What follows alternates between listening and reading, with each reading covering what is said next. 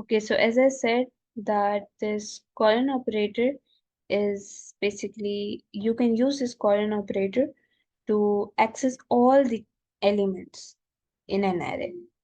For example, it can in this, and if you're putting this colon here in this index, so it refers to all the rows of the column 1.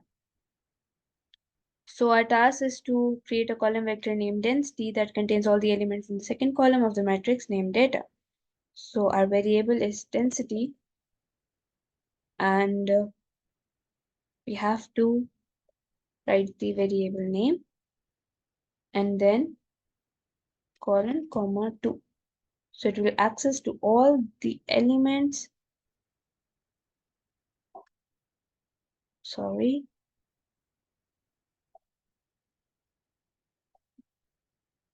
Yes, you can see this entire second column, we extracted it from this bigger data set.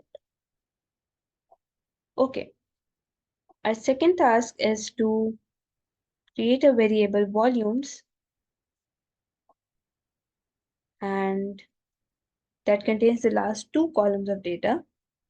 You can see the size of the data in the output pane to the right of your scene, which is 7 cross 4. So the last 2 will be 3 and 4, right?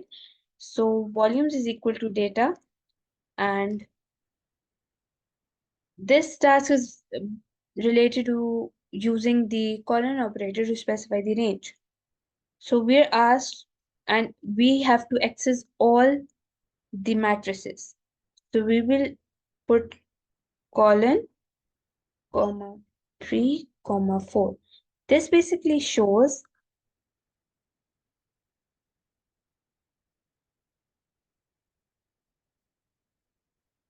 okay, we got it wrong. What? Did you create a variable named volumes? Yes, we did.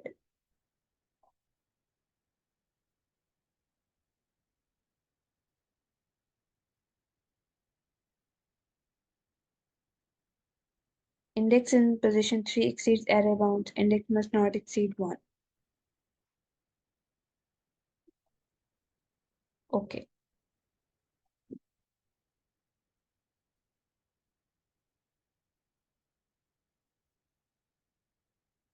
My bad. 3 colon 4. This colon basically specifies the range.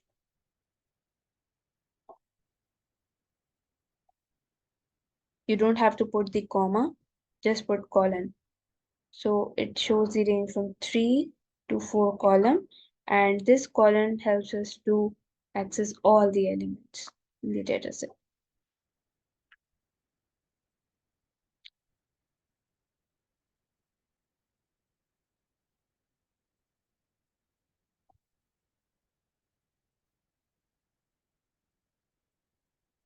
Okay. So create a vector named v2 containing the last column. I think this is quite basic. We've done it already. These are simple operations. We did it on variables, and these are arrays. This is just y is equal to x plus 2x is this array.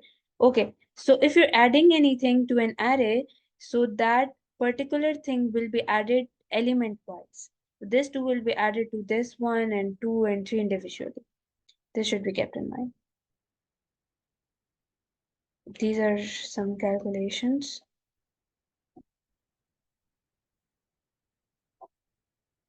Okay, so the next module is function calls. And functions are very important if you want to store several results at once. You should use functions, or if you want to compute major calculations, functions are very helpful.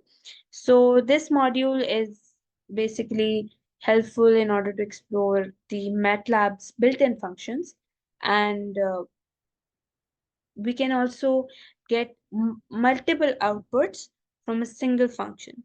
So for example, this function size, this basically helps us to determine the size of the matrix, which is x here. So our task is to create a variable t size containing the size of the matrix data.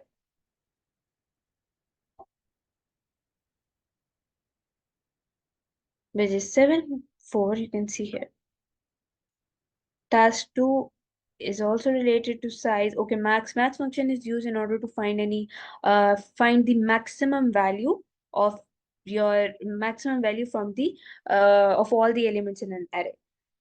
So x has the maximum value of whatever it is, the highest value. This is the introductory video of the next module, which is documentation. Documentation is very, very important. And the documentation module is very helpful in teaching you how to access MATLAB's extensive documentation, because I think that it is a very valuable resource if you want to learn more about the built-in functions of and other features of your of MATLAB in particular. So I'm skipping this module because you just give it a read and you'll know everything about it. So plots, okay.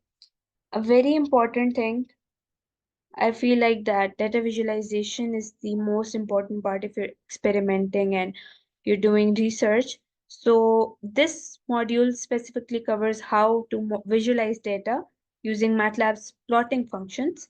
And in this module, you will learn how to create plots and label them with titles and axis labels, and how you can convey the important information about your data.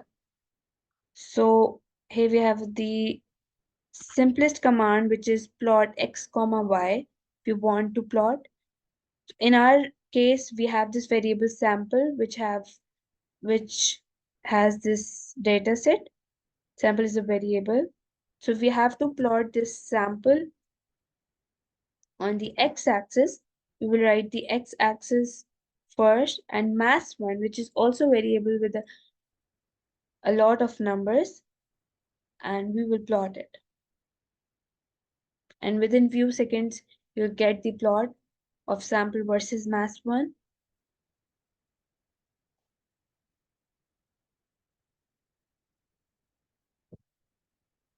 Here it is. So it's quite easy to work on data sets using plots. Okay, if you want to um, if you want to uh, glamorize your plots more, you can use different kind of symbols instead of these simple lines, and you can change the color of your plots. So these tasks are all about it.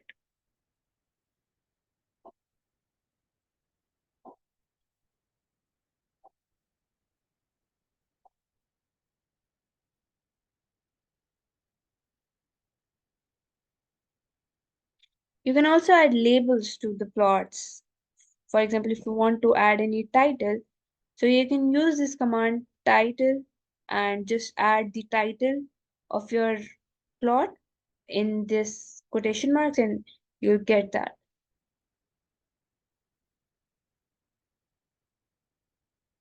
Okay, the next module is also very interesting and useful, and it is data import. So basically, if you're using MATLAB, you will be using large data sets, and you will be needing real time data sets and real life calculations in real life data.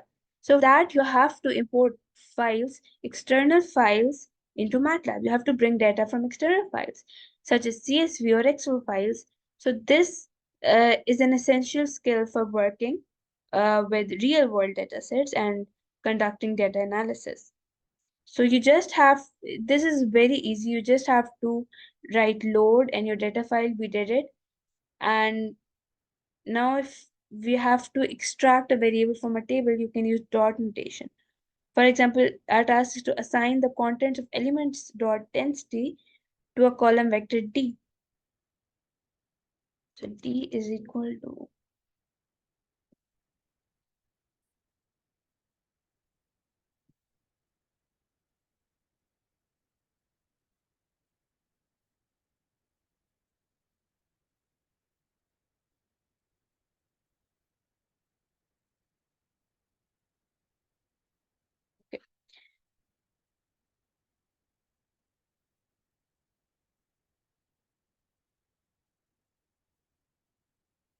Then we have logical arrays. Uh, this module focuses on basically using relational operators and logical indexing. If you want to extract specific elements from array. So basically, this module is related to the filtering of your data and performing operations only on the element that you want that meet certain conditions.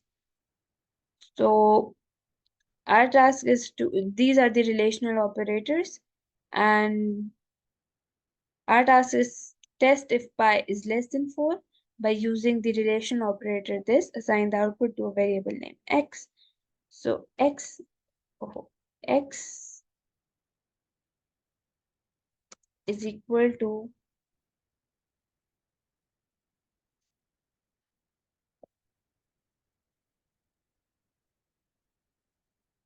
the outcome of a comparison for an equality or inequality is either true or false. So we'll see that,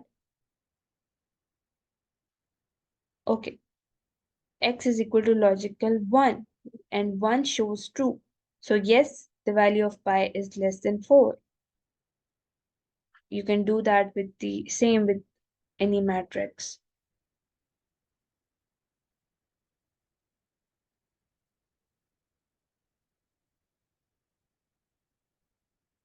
Programming module introduces the core programming and in MATLAB. It has loops, conditional statements, decision branching, and if you want to make decisions using programs, and if you want to create more complex scripts that can respond to various conditions, so you can do programming in MATLAB.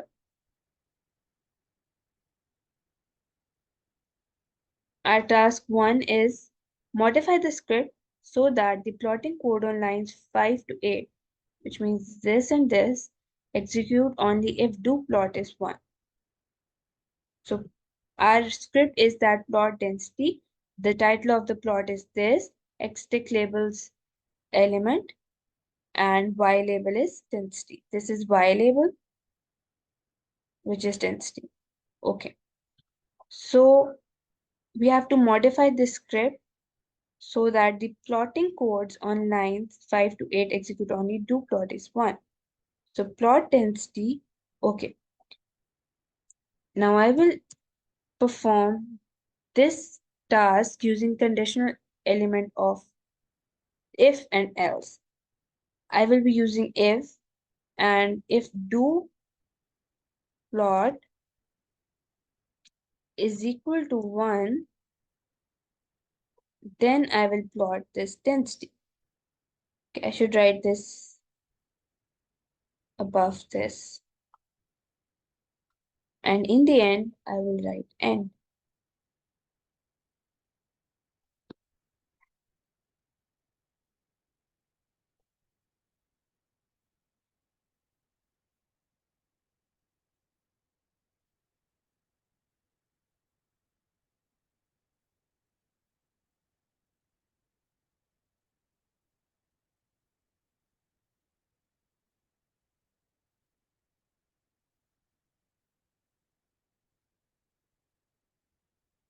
We can also perform for loops on MATLAB.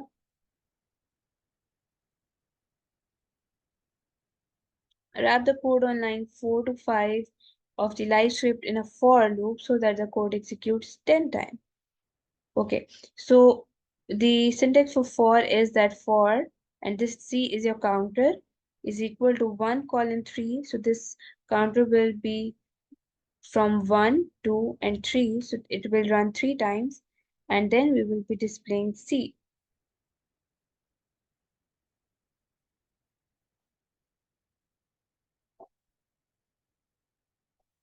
This is the final project, and it will be done individually by you all.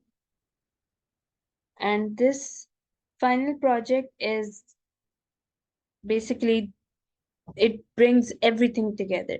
So you'll apply the concepts that you learned throughout the course And this this project is